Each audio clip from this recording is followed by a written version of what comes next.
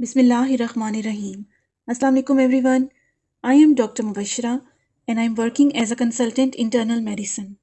In this video, I will discuss about what is insulin sliding scale, what type of insulin is used in sliding scale, the problems with these sliding scales, why do we use them and how to use them correctly. I will also provide you real life clinical examples in this video. So let's start. Treatment of diabetes mellitus is a dynamic process that requires continuous monitoring and adjustments. Sliding scale insulin treatment is a type of treatment that we use in our medical wards for admitted diabetic patients who have poor glycemic control.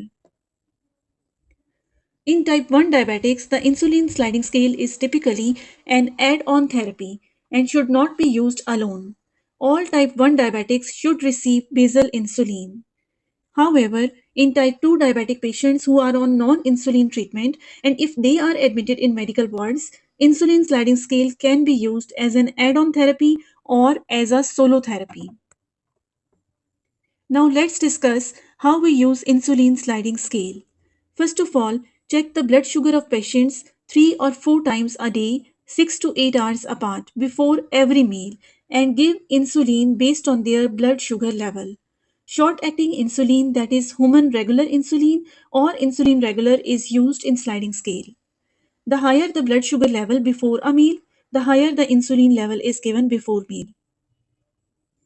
2 units of insulin metabolizes 50 mg per deciliter of blood sugar level. This is a chart showing units of insulin according to the blood glucose level. If the blood glucose level is less than 125 mg per deciliter, no insulin is needed. This is another formula which is used for insulin sliding scale in our medical wards. So the formula is current blood glucose level of patient minus ideal blood glucose level divided by glucose correction factor. Let's take an example that if the blood sugar level of patient is 250 mg per deciliter, we take ideal blood glucose level as 100 mg per deciliter and glucose correction factor as 30 mg per deciliter. So 250 minus 100 divided by 30 is equal to 5 units of insulin. So we will give 5 units of insulin to the patient. In sliding scale insulin, we chase blood glucose level with changing insulin. There are certain problems with insulin sliding scale. For example, the same scale is often used for different patients regardless of their individual insulin requirements. Because every person has different basal metabolic rate, types and amount of food to be consumed and other factors, for example, previous insulin needs, insulin sensitivity or insulin resistance. For example, a patient weighing 80 kg will receive same insulin via sliding scale as a person weighing 65 kg if their blood sugar level is within the same range.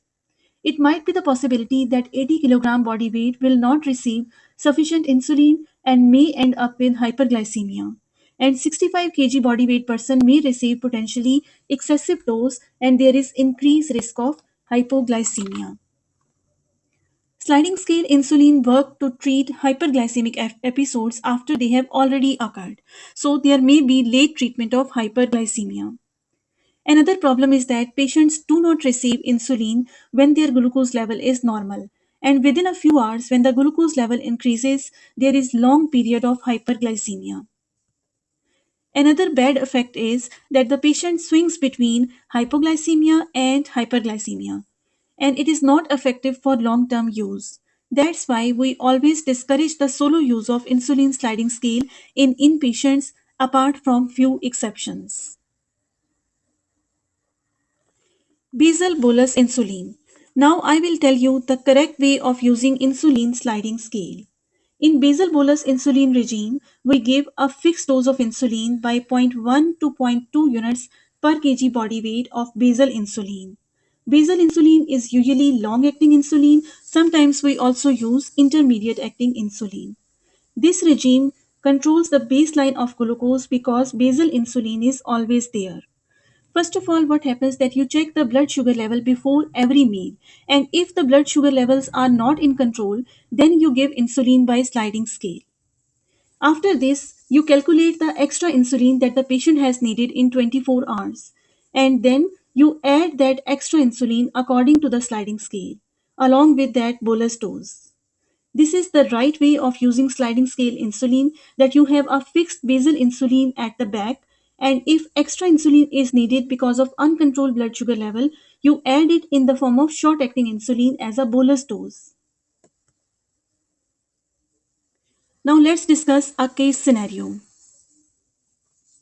A 25-year-old male with type 1 diabetes for 10 years taking injection insulin Lantus 16 units twice daily and regular insulin 6 units before each meal. He presented to the emergency department with a complaint of fever, burning micturition, increased frequency of urination, and lower abdominal pain. He had no evidence of diabetic ketoacidosis. He was diagnosed as urinary tract infection. He was admitted and was given IV antibiotics and IV fluids. So, how would you approach his inpatient diabetes management? The answer is add on insulin sliding scale therapy. Thank you so much for watching. Stay blessed. Allah Hafiz.